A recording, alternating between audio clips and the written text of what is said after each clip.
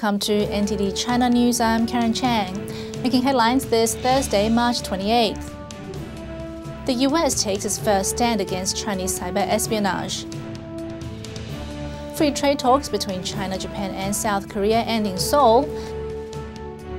And Free China, the documentary, screens at the European Parliament. After a flood of reports about aggressive Chinese hacking, the United States has taken the first concrete steps to combat a growing Chinese cyber menace. China is biting back, but according to a top US official, the new provision is just a sign of things to come.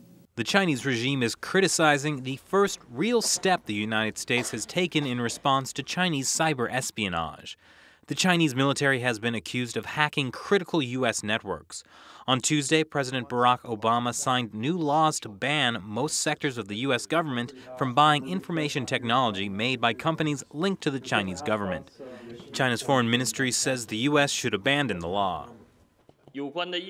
This bill uses internet security as an excuse to take discriminatory steps against Chinese companies. It is not beneficial to mutual trust between China and the United States, nor to the development of trade and economic relations. But that trust has already been violated.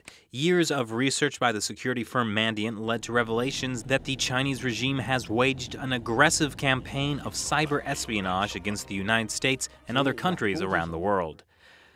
The new legislation effectively prohibits the Commerce and Justice Department, NASA, and the National Science Foundation from buying IT made by companies that are, quote, owned, operated, or subsidized by the Chinese regime. The provision is only good until September 30th. That's when the fiscal year ends, so this is only a move against China in the short term. There are also questions over how the provisions will be implemented. IT systems are often the product of complex assembly, sourced from different companies from around the world. Tracing every component to its source could be difficult. China has been called an IT menace by Google founder Eric Schmidt, and former senior official at the Homeland Security Department, Stuart Baker, says the provision is a sign of things to come. Today is the last day of meetings between the five-nation bloc of BRICS countries in South Africa. Plans for a BRICS Development Bank are underway, although no concrete decisions have been made on when it will be realized. Chinese leader Xi Jinping continued his visit to Africa on Wednesday, meeting with heads of states at the BRICS summit. BRICS refers to the group of emerging economies that include Brazil, Russia, India, China, and South Africa. They all have the common trait of pursuing rapid development, and the summit has focused around the BRICS Development Bank. While the commitment to start up the bank is firm, it may be a while in coming. Observers are curious how such a disparate group of countries with differing ideologies, economies, and geographic locations will make it work. One thing all countries have agreed on, though, is the need for development funding. In terms of our earlier deliberations, we have decided to enter formal negotiations to establish a BRICS-led new development bank based on our own considerable infrastructure needs, which amounts to around 4.5 trillion US dollars over the next 5 years. Some analysts see the new bank as a challenge to traditional institutions such as the IMF and World Bank. The World Bank said in a statement that it welcomes a BRICS Development Bank and would work with it to address the growing need for development financing. The summit in Durban, South Africa ended today, the 5th annual meeting of the BRICS country leaders. Details on the BRICS Development Bank have yet to be hammered out, but country leaders are leaving it to future meetings to make the bank a reality. Thank you very much. Free trade talks between China, Japan and South Korea has ended in Seoul today. The three countries have made moves towards establishing a free trade agreement, something that has stalled since the early 2000s. Japan still harbors concerns over a complete free trade zone. In the past, it has worried about a flood of cheap imports that would hurt Japanese farmers. South Korea's Deputy Minister of Trade said that the specifics of the agreement have yet to be hammered out. The meeting was mostly to open dialogue and establish a framework for ongoing negotiations. Jointly, the three countries make up 20% of global GDP. China has pushed hard for the agreement, seeking to increase its influence in the region as the US pivots to Asia. Free Free China, The Courage to Believe is an award-winning documentary co-produced by NTD. It follows the story of two people persecuted by China's dictatorship regime. The film struck a chord with European politicians who watched a private screening on Wednesday at the European Parliament. European politicians say those in the free world have an obligation to support those suppressed in places like China. On Wednesday evening, a private screening of a documentary on two former Chinese prisoners of conscience aired to members of the European Parliament, European Union, and NGO representatives. One Estonian politician helped organize the screening of Free China, The Courage to Believe. For him, the stories of Jennifer Zeng and Charles Li were something he could relate to. We both, with Jerzy Buzek, from a totalitarian countries. We know what does it mean to try to live according to your beliefs. The NTD co-produced documentary focused on the Chinese Communist Party's persecution of Falun Gong. It's a spiritual practice based on gentle exercises and the principles of truth, compassion, and tolerance. Jennifer Zeng and Charles Li both served time in China's labor camps for refusing to give up their belief in Falun Gong. They were subject to torture, brainwashing, and were turned into slave labor. You break my heart. So it's my duty to give the big hand. We can remember that is some obligations, responsibilities in the free world to act and to help such very brave people who could believe, who could practice, who could act. Jennifer Zeng and the documentary's producer Qiao Xiaoyang attended the screening.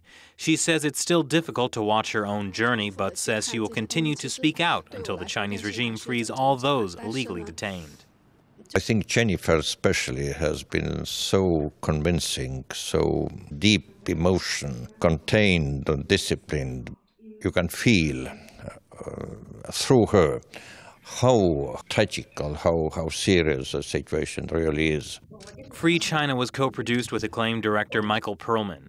The award-winning documentary will be released to theaters on June 4th. NTD News, Belgium. And still ahead on NTD China News, a giant sinkhole in China kills a security guard. In China, chemical-filled pork sold as beef.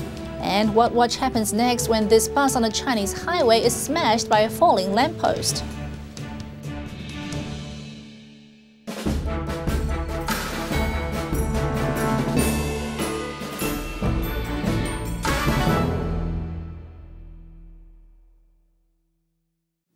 And welcome back. Hong Kong democracy groups are calling for a mass protest next July after a senior Chinese official said residents there could not choose their chief executive in 2017 after all. After Hong Kong was returned to Chinese rule in 1997, Beijing promised to keep its Western-style system of government intact for 50 years. The Chinese regime also said 2017 would be the year Hong Kong residents would freely elect their leader. But hopes of true universal suffrage were dashed after Qiao Xiaoyang, the chairman of the National People's Congress Law Committee, said Hong Kong residents could vote on a leader, but Beijing's central government would have the final say. China's newly named leaders have called on Hong Kong residents to be patriotic. Qiao Xiaoyang specified on Sunday that a leader who confronts the Chinese regime would not be approved. And tragic news from Shanghai. According to reports, yesterday a man armed with a knife launched a one-man assault on a primary school. It's a terrifying echo of at least 6 similar knifings that have happened since 2010. It's becoming all too common a tragedy in China. A deranged man burst into the Jinhua primary school in Shanghai. Armed with a knife, he injured 11 people, 6 of which were children. Before going to the school, he killed 2 women with a knife in their home near the school. It happened to be the peak hour after school. Basically, many grandparents and parents were waiting outside to pick up their grandchildren or children. He suddenly rushed in. No one could react. He came and cut my grandson. A lot of blood spurted out suddenly. You can see it here. It was like he was killing a chicken. Blood spurted out of his head. I yelled out for help. My child is attacked. Then my grandson was moved aside. He cut below the ear like this. The child was carrying his school bag with both of his hands in his pockets. When he made the cut, the child didn't even feel it, and the attacker ran away. Then he ran to Wanjiang Road and cut 2 other children. The rest I did not see. According to the police statement, the assailant has been identified only as Zhang. State media reports he was detained on the scene by police. Since 2010, 6 similar knifings at schools have left over 19 dead and at least 87 injured. A land cave-in close to a construction site in southern China has claimed the life of a security guard. Locals say illegal construction in the area caused the land to become unstable, leading to the massive sinkhole. A giant sinkhole has swallowed and killed 1 person in China's southern Guangdong province. It happened on Tuesday in a community in Shenzhen. The victim, security guard Yang Xibing, was walking by when the land subsidence occurred, sucking him into the construction site next door. The massive hole is about 215 square feet and 65 feet deep, and workers are filling it up. The security guard was buried and had passed out when the people tried to rescue him, and the man died after he was sent to Peking University Shenzhen Hospital. Yang and other guards of the community knew about the risk of land subsidence in the area, but the land caving appears to have happened all of a sudden. Owners in the community say illegal digging in the construction site may have caused the sinkhole. The property developer was constructing at the site without a permit. Some owners decided to move away temporarily, while others were afraid to return home after the incident. Europe has been gripped by the horse meat scandal, while in China's Guangdong province, beef sold at the market has also proven to be not quite beef. When is beef not beef in China? When it's pork. In one of the latest food scandals in China, random tests done on beef products at a market in Hangzhou, Zhejiang province showed that 5 in 8 samples contained no beef at all. A Zhejiang newspaper ran the tests and had the results verified on Tuesday by the Zhejiang Institute of Science and Technology Inspection and Quarantine Lab. They found the beef products were not beef but pork. It's half the price and can be artificially made to look and taste like beef. The public is very worried about food in China, but we can't do much. If we aren't careful, we'll be cheated. I feel it's because of the government system and problems with the supervisory bodies. According to Hong Kong's South China Morning Post, customers at this Hangzhou market already knew the beef here is injected with water to make them look fresher. What they didn't know was they were paying for beef and getting pork full of additives instead.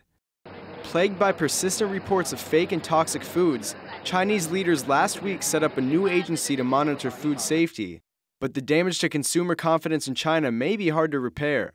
Following a massive toxic milk scandal in 2008, China's dairy industry continues to struggle, with customers opting to buy milk powder from overseas. And before we go today, we have one more video to show you. And well, you just have to see the footage to believe it. Life is full of close calls and near misses. This is not one of those times. For bus driver Mao Zhihao, it was business as usual as he sped down a local highway in Zhejiang province, until a car on the other side of the road lost control and drove through the center divider. The lamppost skewered his bus like it were candied hawthorn fruit. The steering column was shattered, but Mao had to stop the bus. Ignoring the pain as he clutched his side, Mao struggled over the wreckage to shift gears and bring the bus to a halt along the side of the road. I was pinned down by the lamppost and put the bus into gear instinctively. I had no idea which gear it was exactly. I just wanted to slow the bus down. I couldn't see the road and tried to drive it to one side of the road. The bus hit the guardrails and finally stopped. And that pain in his side he felt? A ruptured spleen. But that didn't stop Mao. He evacuated the bus and then called the police. Mao is recovering in a nearby hospital and the close shave has left its mark. Hail to the bus driver. And that's all for this broadcast of NTD China News. For more about China-related topics, visit our website at ntd.tv or subscribe to our YouTube channel, NTD on China. Coming up next is China Focus, where I speak with Jason Ma and Chen Zhifei about the collapse of solar panel manufacturer Suntech. Stay tuned.